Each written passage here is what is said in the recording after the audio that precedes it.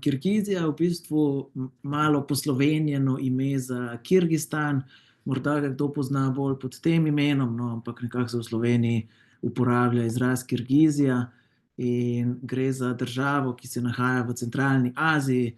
Vidite tule našo Evropo, z zeleno je označena celotna centralna Azija in tlele še malo bolj pobližje. Vidite, da je Kirgistan v bistvu ena izmed manjših srednjeazijskih držav, površina je okoli 200.000 kvadratnih kilometrov, se pravi nekje 10 Slovenij in pa populacija okoli 7 milijonov ljudi, tako da gre za precej redko poseljeno državo. En izmed razlogov za to je predvsem relief, kar 93% ozemlja Kirgizije je v bistvu goratega, kar pomeni, da je povprečna nadmorska višina v državi okoli 2500 metrov.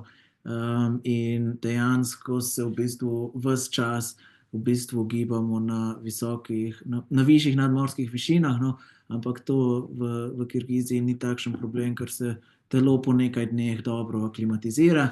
In takole lahko vidite, kako bo izgledala naša pot, ki vam jo bom predstavil. Torej začnemo v Biškeku. Biškek je glavno mesto, ki si ga mi sicer v našem programu ogledamo proti koncu, ampak tam je mednarodno letališče, to največje, tako da mi ponavadi letimo iz Ljubljane preko Istanbula do Biškeka, tam pristanemo in v bistvu kar začnemo z našim programom. Ampak ja, z rdečo vidite označen ta krog, ki ga mi v bistvu naredimo. Gremo okoli jezera Isikul do Karakola, v okolici Karakola naredimo ta naš prvi del programa, v bistvu petdnevni trekking. Potem se pa odpravimo proti Narinu in pa proti jezeru Songkul, proti zadnjemu jezeru in pa proti Tažrabatu. Tukaj je drugi del našega programa, kjer smo nekako na konjih oziroma jezdimo konje in spimo v jurtah, tako kot pravi nomadi. Potem se pa vrnemo v Biškek in si v bistvu zadnji dan ogledamo še Biškek in vse, kar je tam za videti. Mogoče čisto ena osebna zgodba. Jaz sem Kirgizijo obiskal dvakrat, obakrat sem tam preživel po en mesec, tako da sem v bistvu ta program že 4-krat dal skozi v takšni ali malce spremenjeni obliki, no. In moram reči, da ima Kirgizija pri meni v mojem srcu res posebno mesto, ker je bila to prva destinacija, ki sem jo dejansko obiskal v vlogi spremljevalca z agencijo Lifetrack, tako da sem si v bistvu zelo dobro zapomnil, no, in tako me je prevzela, da sem bil vesel. Prvič sem bil od leta 2019, potem pa leta 2022, in v bistvu vse fotografije, ki jih bom pokazal v tej predstavitvi, so iz enega izmed teh, malo so mešane, ta boljše sem ven zbral. Ampak ja, predlagam, da začnemo.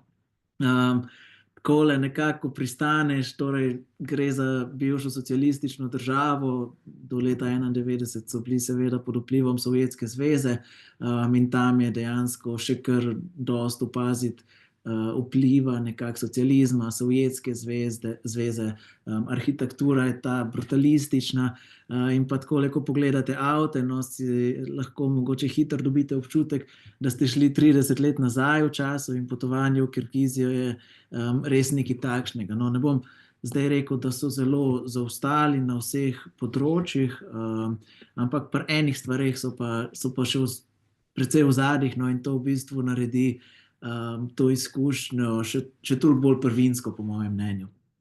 Mi, ko pristanemo v Kirgiziji, se v bistvu z razlogom ne naredimo najprej Biškeka, in sicer naši programi v Kirgiziji so večinoma poleti oziroma izključno poleti ta tura, in poleti je zelo, zelo vroče v glavnih mestih, tako da smo mi se iz izkušenj pokazalo, da je v bistvu boljše po tej dolgi poti po letu se odpeljati do Karaldoba. To je ena taka manjša vasica, obdana s hribi, kjer imajo tudi en bazen, tako da v bistvu mi se po pristanku takoj umaknemo iz glavnega mesta in odpravimo proti Karakolu. Prvo noč prespimo v Karaldobu, gremo malo takole okoli. Tole je en tak spomenik, v bistvu skoraj glavna znamenitost te vasi, Velika Mutika, poznamo iz iz socializma, te 5 letke. Skratka, zanimivo je vedno potovati na vzhod, zato ker je dejansko drugače. No.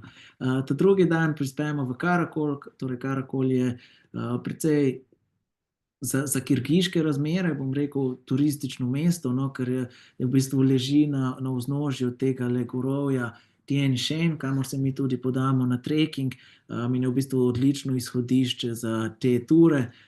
Na eni strani ga obdaja jezero, na drugi strani pa te gore, tako da je res slikovita lokacija. Ampak ja, tako kot sem rekel, no, v nekaterih stvareh so v zadjih in tole je ena izmed ulic, do katere smo mi šli na večerjo, kar Makadamska ulica sred mesta, tam ni nič kaj neobičajnega. No. Tole je naša večerja, druga, in pa tule v zadju vidite našega vodiča Arstana, ki nam nekako tako, ko jaz zdaj vam v bistvu razlaga Kirgizijo in pa našo pot. Par besed o hrani. Torej hrana v Kirgiziji, kot prvo moram povedati, no, gre za zelo poceni državo, oziroma po standardu so daleč za nami. No, tako da jaz se spomnim, da sem včasih kar po 2 večerji naročil, pa je bilo manj kot 10 evrov. Ampak ja, hrana, moram reči, da še kar precej temelji na mesu, no, čeprav tudi za vegetarijance ni problema, ampak ja, različni rezanci, takle krompir, pa meso izpod peke, juhe, močne juhe, ampak po mojem mnenju zelo dobra hrana. Potem pa v mnogih restavracijah takole pridejo še tele v tradicionalno nošo oblečeni mladeniči in mladenke, ki nam zaigrajo na tale njihov tradicionalni instrument. In pa to je bila v bistvu naša zadnja večerja, preden se podamo na trekking. Torej, v našem programu imamo 5 dni trekkinga, kjer spimo v šotorih, ampak nam je delo malce olajšano, no, zato ker šotorov ne nosimo s sabo, pa jih ne postavljamo, ampak imamo tam posebno ekipo, lokalno ekipo, ki poskrbi v bistvu za postavljanje in pospravljanje kempa. Oni jih tudi peljejo iz lokacije na lokacijo, mi pa gremo peš samo z dnevno prtljago, in v bistvu je to nek prvi stik s kirgiško naravo. In res je osupljiva, neokrnjena narava. No, tudi to, kar hodimo, so v bistvu niso zdaj tako kot pri nas neke uhojene pohodniške poti, ampak te lokalci vejo, kje je treba iti, da prideš na cilj, in tja se pol gre. No. Ampak ja, tole je naš prvi tabor, takole so nam ga postavili tik ob reko, res lepo. In pa prvi dan smo prehodili 14 kilometrov, ampak v bistvu praktično samo po ravnem, po dolini smo se gor vzpenjali. Načeloma je celoten trekking precej nezahteven, oziroma tehnično čist nezahteven, kondicijsko pa je dobro, da greste kdaj kam pešno, ampak tudi jaz sem imel v skupini vse od 6-letnikov pa do 72-letnikov in so v bistvu vsi zmogli ta trekking, tako da je precej dosegljivo.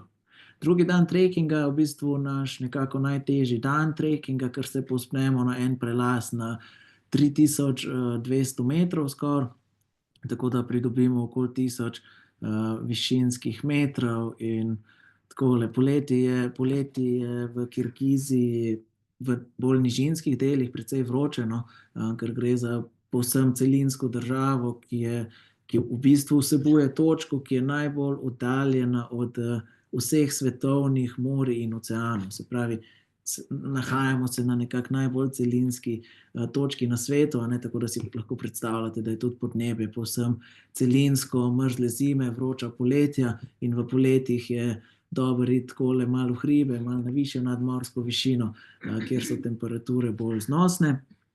Tole je pa že slikano iz vrha tega prelaza, ki je naša najvišja točka tega drugega dne trekkinga, in tule v ozadju lahko vidite jezero Isikul. To je to jezero, ko smo se drugi dan mimo peljali, in gre v bistvu za največje jezero v Kirgiziji. Meri okoli 6000 kvadratnih kilometrov, se pravi skoraj za 1/3 Slovenije, in je v bistvu res za njih je to pravo morje. Nimajo oceanov, nimajo morij, imajo pa to jezero. In tole je nekako statistika našega drugega dne, torej 13 kilometrov, dobrih 1000 višinskih metrov in pa nekje 5 do 6 ur. Ta tempo je vedno odvisen, oziroma čas je vedno odvisen od tempa, s katerim hodimo. No, takole nam pa pol oni zvečer naredijo v kampu ogenj, tako da se da malo podružiti, zapeti kako. Res lepo. Tako pa nekako izgleda kamp, tele šotori so po 2, oziroma ta večji so za 3 ljudi. Da se tudi dogovoriti, če imate željo biti sami v šotoru, no, tako da je v bistvu vse možno. Mi pa že gremo naprej na naš 3. dan trekkinga, in sicer začeli smo nekje tule, ko je moja miška, in se v bistvu podamo po tej dolini nazaj. Potem se pa vzpnemo do tega razgledišča, kjer seveda ne gre brez skupinske slike, in pa naprej takole čez prostrane pašnike, res gre ogromno pašnikov, kjer se prosto pasejo, kot vidite, konji, ovce, krave, skratka, redko kje to vidiš, in pa tudi vse ostale stvari, gozdovi, reke so res osupljivi. No. Mislim, to je država, ki je v bistvu še, oziroma zdaj recimo, da v zadnjih letih se malo bolj pozicionira kot turistična destinacija, no, in postaja vedno bolj priljubljena, no, ampak v tem času, par let nazaj, je bilo pa to še v bistvu čist neokrnjeno vseeno. Tako da res lepa izkušnja, no, takole pa tisti, ki ste malo bolj planinci, poznate občutek, ko prijete na vrh, pa date čevlje dol, pa se malo pomartinčkate, pa nekaj dobrega pojeste. Tako da tega se tudi mi radi držimo in seveda to naredimo. Sledil je spust v dolino do našega kampa, 3. dan. Vidite tule, tudi 3. dan trekkinga je v bistvu kar zahteven, 15 km, tudi skoraj 1000 višinskih metrov, ampak to razdaljo v bistvu prehodimo v relativno velikem času, tako da tempo ni naporen. No, in tam, kjer imamo 3. dan mi naš kamp postavljen, v bistvu čez zraven, imajo ene takele termalne vrelce, kjer se da malo skopati pa pogreti po trekkingu. 4. dan, tole sliko sem se v bistvu spomnil zdaj, ko sem gledal čez galerijo, res je bil en tak neverjeten prizor Mavrica sred ničesar. No. Ampak ja, tole pa mogoče še slika malce, torej na trekkingu je v bistvu vsa hrana in vse vključeno v paket, tako da oni pripravijo 3 obroke na dan. Tako bom rekel, zdaj, če ste ful zbirčni, pa to ni za vas, no, ampak hrana je pa takšna, da v bistvu nikoli noben ni lačen, trudijo se kuhati čim bolj regionalno, pa v bistvu prilagoditi nekako tudi našim prehranskim navadam, tako da če so kakšni vegetarijanci ali pa kaj, to ni problema. Tole pa, takole so zbrali lokacijo, kje bodo postavili kamp, in tole je v bistvu potem naš kamp. Imeli smo en tale šotor, skupni šotor, jedilnico in pa potem posamezne šotore in pa še obvezna slika razgleda iz šotora. No, tole je bila pa večerja ta dan, v Kirgiziji so zelo priljubljena ta takšna in drugačna nabodala. Tole je bila samo zelenjava, no, ampak so pol naredili še eno rundo mesnih, tako da je se dobro, no. Jaz glede hrane nimam nekih pripomb. Okoli 14 km, dosti manj višinskih metrov kot prejšnje dni in pa nekje 5 ur hoje. In mi pa smo že pri zadnjem dnevu našega trekkinga, v bistvu se tukaj od 3. kampa se čez en prelaz v bistvu spustimo do vasi Džeti Ogus, in tukaj se pokrajina kar naenkrat v bistvu spremeni, tako da se začnejo kazati ven tele slikovite skale iz peščenjaka, no, v bistvu zelo mehka kamnina, taka krošljiva, in ravno zato je v bistvu vodna erozija da takole obliko zanimivo. In pa Jeti Ogus, v bistvu samo ime, mogoče to, v Kirgiziji kak tak prizor, sploh nekje na podeželju, ni prav nič nenavadnega, ker še vedno kar nek lep odstotek prebivalstva v bistvu živi v nomadskem stilu, oziroma današnji nomadski stil izgleda tako, da čez zimo pač živijo v vasi, no, ampak poleti, ko pa grejo na pašo, pa v bistvu za celo poletje, oziroma dokler vreme dopušča, si takole postavijo jurto in skrbijo za živali. Džeti Ogus je pa v bistvu ta vas, ki je dobila ime prav po tem prizoru, ki ga tukaj gledate, in sicer Džeti pomeni 7, Ogus pa bikov, torej to je 7 bikov in v bistvu to je en tak slikovita točka, ki se jo splača obiskati. Mi pa tukaj pridemo do v bistvu civilizacije, spijemo pivo ponavadi in pa se podamo nazaj proti Karakolu, okoli 15 km, višinskih metrov, v bistvu 200, ampak nadol in pa nekje 5 ur hoje. Seveda sledi obvezno kopanje v Isikulu, zasluženo kopanje po trekkingu. Voda sicer, vidite, ni zdaj nobenega noter, no, voda ni topla, je kar sveža, ampak se da za osvežiti pa za malo zaplavati, pa reči, da smo se v Kirgiškem morju kopali, se da. No. To je pa v bistvu večerja po trekkingu. Tukaj so vsi običajno zelo veseli, da smo nazaj v restavraciji, tako da se spet dobro je. No. Mi smo pa že v 9. dnevu našega potovanja, torej s trekkingom smo zaključili in odpravljamo se proti jurtam. Mi imamo v Kirgiziji takole šoferja s tem minibusom. Minibus ima 18 sedežev, mi imamo ponovadi 15 članov ekipe, no, tako da tudi nismo preveč natišani, imamo pa tudi vedno klimatizirana vozila. No. Ko sem slišal enkrat ene zgodbe, da so bili v Kirgiziji, sicer ne z našo agencijo, no, pa da so se vozili okoli v neklimatiziranih kombijih, pa sem kar malo z očmi zavil, no, ker so res poletne temperature na nižjih predeljih so kar visoke. No. Mogoče še to, no, razdalje so tudi, gre za veliko državo, ne, tako kot 10 Slovenij, pa če pomislite, da infrastruktura tam, da pač to niso zdaj naše avtoceste. V bistvu, ko sem jaz bil tam drugič, so oni šele gradili prvi odsek ene dvopasovnice, no, tako da na transferih se kar nekaj časa izgubi, ampak to pač sodi zraven. Mi pa tule gledamo kirgiški Grand Canyon oziroma Skafka, kanjon Skafka, podobna kamnina kot pri jeti Ogusu, ampak tukaj je voda še malo bolj erodirala in gre za res precej veliko območje, no, ko se v bistvu lahko potem sprehodiš okoli in raziščeš z res takimi barvitimi kamninami, no, lepa točka za obiskati, pa še na poti proti naši naslednji destinaciji se nahaja. V ozadju pa je to še vedno jezero Isikul. In pa ta transferni dan, naredimo še en postanek, in sicer, da se spoznamo s tradicionalnim načinom lova oziroma enim izmed. V preteklosti so se kirgiški mojstri v bistvu lovili z orli.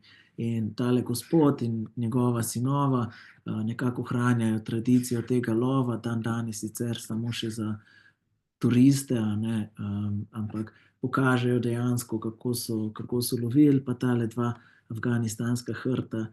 Hrta imata pa vedno imajo še lok zraven, tako da se da na tarčo postreljati. No. Takole lahko tudi mi primemo pol orla, gre res, mislim, ko ga tako držiš na roki, je to res mašina, no. Tak ptič ima 10 kil, pa 8 kil, no, in to, ko ga držiš na roki, je kar res čutiš mogočnost tega ptiča, no. Tole pa sicer ni najboljši posnetek, ker je pokončno narejen, no, ampak takole pol izgleda v bistvu tale prikaz, kako lovijo. Ta mali vleče kožo lisice in potem v bistvu ta drug mal iz sosednjega hriba spusti orla in potem takole tik pred nami on v bistvu zagrabi plen. In plen tako močno drži, da mu mora ta lastnik njegov, mu mora vedno dati kos mesa, da on sploh spusti plen. Tako da so res so naučeni. To je pa že ta gospod 7. generacija teh orlolovcev. Mi pa nadaljujemo z vožnjo proti jezeru Songkul. Jezero Songkul v prevodu pomeni zadnje jezero in nahaja se na eni okoli 3000 metrov visoki planoti, do katere vodita samo 2 cesti čez dva prelaza, pridemo malo kasneje do slike, ampak je res taka zanimiva lokacija. Mi smo prispeli malo kasneje po temi, no, najboljša slika, ampak lahko si predstavljate tam sredi ničesar, to, ko pogledaš v nebo, je res neskončno zvezd. No. Jaz ne vem, če sem že kdaj kje videl toliko zvezd kot tam. No. Tole je pa v bistvu večerja v tradicionalni jurti, ker je zdaj napočil čas, ko spimo v jurtah naslednje 4 noči. In tole je v bistvu, sem smo mi prišli včeraj zvečer. V zadju vidite jezero, v bistvu celo jezero ima okoli 60 kvadratnih kilometrov površine, obdano pa je z samimi vrhovi, ki so nekje med 4 in 5 tisoč metrov, tudi nekateri, tako da je res osupljiv prizor. Mi pa smo nastanjeni v teh jurtah in ta 10. dan potovanja se prvič srečamo po zajtrku, seveda se prvič srečamo s konji. No. Tole pa še tudi en tak zelo zanimiv detajl, in sicer vsaka kirgiška jurta ima od zgorih tale simbol, to streho oziroma 4x4 veje prepletene, to je njihov zaščitni simbol, ki je tudi na njihovi nacionalni zastavi, do katere pridemo malo kasneje, ampak je v bistvu vsaka jurta v Kirgiziji, zelo so ponosni na to in se res držijo te tradicije. No, to smo pa mi na konjih. Pri teh konjih je vedno kar nekaj vprašanj, ali pa mogoče kar precej negotovosti, zato ker mnogi med nami, tudi jaz, preden sem bil v Kirgiziji, pač nisem zdaj nek jahač konjev, tako da nekega znanja nisem imel, večina ljudi ga nima, ampak to sploh ni problem, ker so te konji so v bistvu zelo domačeni in so izjemno merni, no, tudi so kobile, niso žrebci in se jih da zelo z lahkoto, tudi če nimate nobenega predznanja, obvladovati. Vedno je pa, ko smo na konjih, so še 3-4 te lokalci zraven, tako da če bi kdo imel kakšne težave, oni vedno priskočijo na pomoč. No, ampak tako kot pravim, 4-krat sem že dal to turo skozi, pa če rečemo po 15 ljudi, je to pri meni v 60 primerih ni bilo nobenih težav s konjem. No, tako da tudi če nimate izkušenj z jezdenjem, naj vas to ne ustavi, ker si hitro pridete noter. No, in verjemite mi, da je občutek, ko hodiš tu okoli ob jezeru, da je res poseben. No. Mi smo takole še na obalo, Songkula, Zavil, tudi tukaj noter se da kopati, ampak ima pa precej konstantno temperaturo okoli 8 stopinj, no, tako da ta je pa res za še bolj pogumne. Popoldan, ta isti dan, se pravi 10. dan potovanja, ko zaključimo s konji, je pa ponavadi prosto popoldne, oziroma za kakšne bolj aktivne se da narediti en takle pohod. Mi smo se podali na bližnji hribček, da smo v bistvu še malo bolj dobili idejo o velikosti tega jezera in pa sami lokaciji. Ne, če pogledate, tukaj na tej planoti ni absolutno nič. Ne, tule je en kamp z jurtami, pa tule je en kamp, pa na drugi strani jih je še par, ampak razen tega pa tu ni absolutno nič. In to jezero Songkul je meni osebno ena izmed top 3 lokacij na svetu, ki sem jih obiskal. No, res ima eno tako posebno energijo, sploh pol, ko si takole zvečer, pa sonce zahaja in dobiš takšne prizore.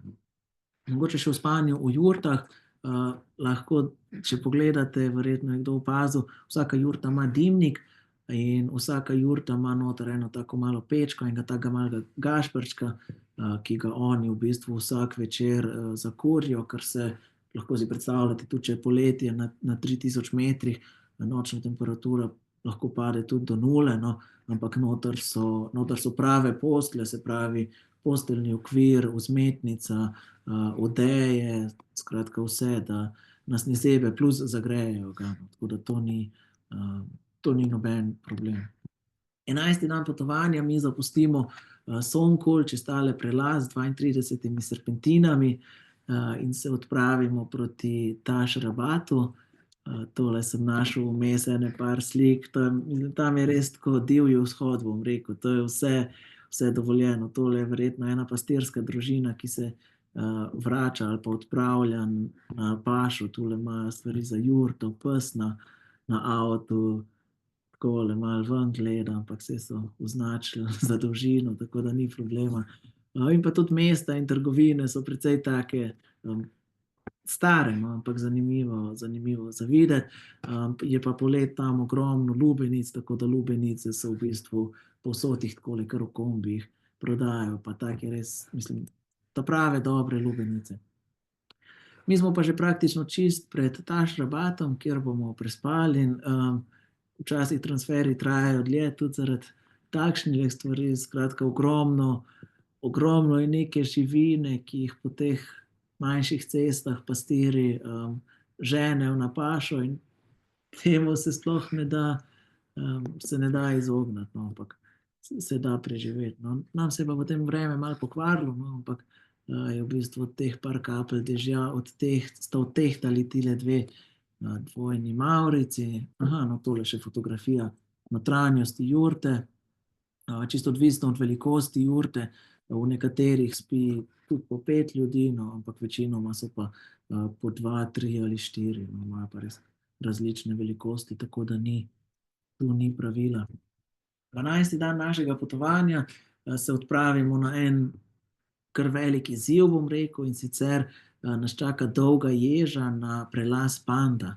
Prelaz Panda ima nadmorsko višino okoli 4000 metrov, mi začnemo na okoli 3000 metrov, tako da je v bistvu kar dolga pot do gor, no, zato se vmes malo ustavimo, pa nahranimo naše konjičke, potem pa takole nadaljujemo čez eno melišče, smo v bistvu že skoraj čist proti koncu na prelazu Panda. In zakaj je ta prelaz pomemben oziroma poseben? Poseben je zato, ker se v bistvu na drugo stran, se pravi ne na to stran, iz katere smo prišli, ampak na drugo stran, za temi gorami, je v bistvu že Kitajska. Se pravi, tule po robu tega hribovja poteka meja s Kitajsko in Kirgizijo, no, tako da je tudi zanimiva točka za videti.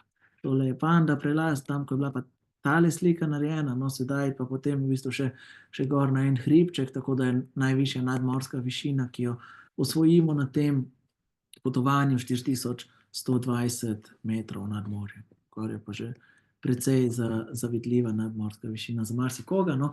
Popoldne se pa ustavimo v temle Taš-Rabatu, z katerega žal nimam več fotografij, no, ampak gre za en karavansaraj, torej karavansko postojanko. Morate vedeti, da je skozi Kirgizijo v bistvu od samega začetka ustanovitve svilne poti so tukaj čez je potekala ta trgovska pot, ena izmed njenih vej, in v tem karavansaraju Taš-Rabat so trgovci izmenjavali dobrine ali pa se samo odpočili, okrepčali in potem nadaljevali pot. Šli so pa iz Kitajske čez Panda pas proti Evropi. To je pa ta dolina, naš kemp je pa samo tale dol. 13. dan potovanja, čas, da zapustimo Taš-Rabat in se odpravimo proti Biškeku. Tole je prelaz Domel, res te ceste so ene take zelo, mogoče za koga je malo strašne, no, ampak od blizu ni nič kaj groznega, plus te naši šoferji so izjemno izkušeni, ker mislim, to je njihov poklic, tako da zelo poznajo. Na poti proti Biškeku se ustavimo pri stolpu Burana, okoli katerega v bistvu so razstavljeni tele kipi, eno tako arheološko najdišče, in sicer to so bili nagrobni spomeniki iz širšega območja, ki so jih danes zbrali tu. V bistvu imajo vsi zelo podobno pozo, pozirajo s kozarcem vina oziroma karkoli je pač že bilo noter. No, Burana stolp je pa, mislim, da je 86 metrov visok minaret, ki je sicer je bil še višji, no, ampak se je zaradi različnih potresov predrl, tako da se v bistvu podamo na ta stolp, pogledamo malo okoli in odpeljemo naprej proti Biškeku. Vidite, da Biškek, no, glavno mesto, v bistvu tudi največje mesto, okoli 2 milijona prebivalcev, 1,5 milijona prebivalcev, mislim, da je pa infrastruktura bistveno boljša, no, in ne vozimo se več po makadamskih cestah. Naš zadnji dan, cel zadnji dan potovanja pa je namenjen raziskovanju Biškeka, in sicer fotografija, ki jo gledamo, je narejena na glavnem trgu. Tole je kirgiška zastava in vidite ta simbol, ki je tudi na vrhu jurte, in sicer znotraj sonca, zato ker je sonce en pomemben dejavnik. Tele lise sonca je pa 42, oziroma žarki sonca, 42 žarkov, ki predstavlja vsa kirgiška plemena, ki jih je pa tale možakar Manas, njihov nacionalni junak, ki jih je on v 9. stoletju v bistvu združil, in takrat se je nekako ustanovil kirgiški narod. Od takrat naprej mi govorimo o Kirgizih. Tole pa še fotografija ob 12. vsak dan. Pride do menjave straže, torej zastava je stražena 24 ur na dan, in potem ob 12. vsak dan pridejo tele vojaki in se zamenjajo. No, tole je pa fotografija Nacionalnega muzeja, ki si ga tudi ogledamo od noter. V bistvu je noter praktično vse v marmorju, si res kar malo šokiran, ko stopiš noter. In različni artefakti, zgodovina zelo lepo razložena, v bistvu lepo povzame celotno naše potovanje. Ozadaj za muzejem pa še kip Lenina, seveda vpliv Sovjetske zveze še vedno precej opazen, no, in pa tudi vemo, da so oni blizu Rusiji in politično in strateško. No. Tole je pa še mogoče, da ne bomo samo lišča kazali, tako kot že povedano, gre za relativno revno državo, no, tako da kaki taki prizori tudi niso nič kaj nenavadnega. V Biškeku, oziroma obisk Biškeka ni pravi brez obiska Oš-bazarja. Gre za največji bazar v celi Kirgiziji in tukaj se res da kupiti vse od vsega, tako da se mi ponavadi malo zgubimo tukaj med stojnicami, probamo kako sadje, oreščke, lubenice spet, milijon vrst jajc, tudi mesa, v bistvu vse, kar se da, vse, kar obstaja, no. Tole je pa posnetek iz naše zadnje večerje. Tudi tukaj smo šli v eno tako etno restavracijo, kjer v bistvu oni igrajo tradicionalno glasbo ob večerji.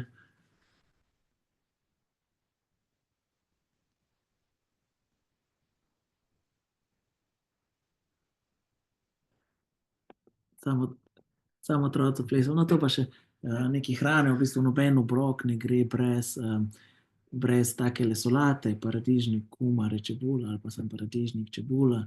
Moja najljubša kirgizska jed je tole je boso lagman, torej to so takšni rezanci v eni taki malo pikantni juhi z mesom, zelenjavo. Sem jaz v bistvu kar največ časa jedel. Tele cmočki so manti, lahko so polnjeni z mesom, zelenjavo, različne variante, na pari kuhani, to je taka značilna azijska, in pa njihov kruh, brez katerega pa v bistvu tudi obrok ni popoln. 15. dan je namenjen povratku v Slovenijo. Tole smo mi po dobrih 2 tednih v Kirgiziji in čas je, da se odpravimo domov spet preko Istanbula do Ljubljane, in naše potovanje je zaključeno. Za Kirgizijo imamo letos razpisanih kar nekaj terminov, no, ker gre za precej popularen program pri nas, tako da poleti smo v bistvu, kot vidite, praktično celo poletje, skoraj vsak teden dol.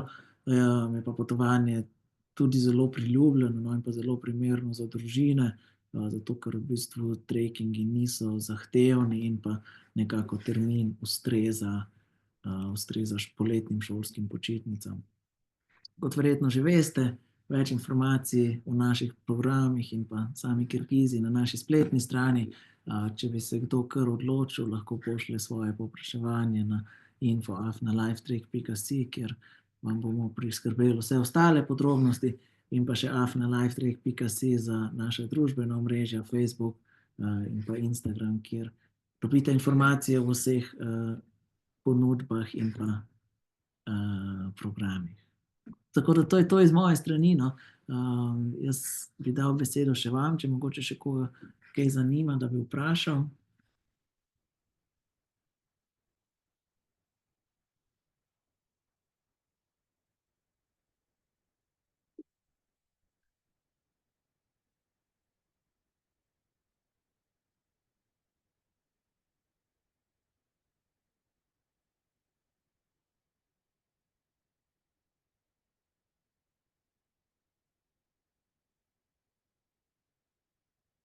Če ni nobenih. Ja, ne, živijo. Jaz sem mislila, da se me sliši, pa sem dala samo sliko, zvok sem pa pozabila. A se slišimo zdaj? Ja. Ja. Glede na to, da je veliko spanja v šotorih, jurtah in podobno, kako je z sanitarijami oziroma z WC-ji za tiste, ki smo malo starejši, pa radi gremo tudi ponoči kdaj? Torej, tako bom rekel, treba je ločiti spanje v šotorih pa v jurtah. Ko smo v jurtah, se pravi te 4 noči, so sanitarije in v bistvu vsa infrastruktura za osebno higieno je tam zraven, so pač normalni WC-ji oziroma naštrbunk, no. Ampak ja, tam je to. Teh 5 dni, ko smo pa nastanjeni v navadnih šotorih, na trekkingu, je pa v bistvu vse malo bolj na divje, no, če si lahko predstavljate, ampak za zasebnost v bistvu oni imajo s sabo en tak šotor, WC šotor mu rečemo, kjer pač je od spodaj skopana luknja in tam noter se da iti na stranišče. No. Za moške, ženske, no pa v bistvu ponavadi za ta malo potrebo se gre kar v divjino. Okay. To pomeni, v jurtah je pa posebna jurta za to?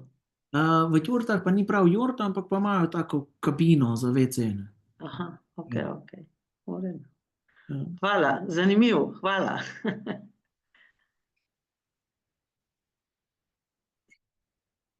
Še eno sporočilo. Aha. Bojka je tule tudi vprašala, kako je s higieno. Mislim, da sta stranišča sem odgovoril. No. Za vse ostalo pa torej na trekkingu umivanje v rekah in pa recimo tam, ko so zraven tele topli vrelci, se pač da tam umita. Ne. V bistvu vse ostale noči, ko smo pa v jurtah oziroma v guest housih ali hotelih v večjih mestih, tam pa pač je vse normalno, normalna kopalnica. Normalno.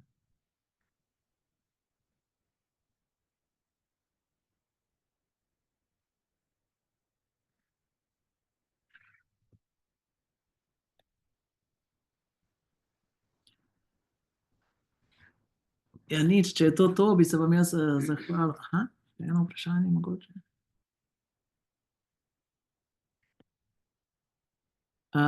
Torej na trekkingu v bistvu mi nosimo samo našo osebno prtljago, se pravi samo dnevni nahrbtnik, kjer je pač voda, kakšna vetrovka za ogrniti pa hrana. Vse ostalo, ta veliko prtljago, šotore, kuhinjski šotor, vso hrano, za to je pač poskrbljeno. To oni peljejo po dolini, okoli, do naslednjega kempa in tam pol tudi vse postavijo.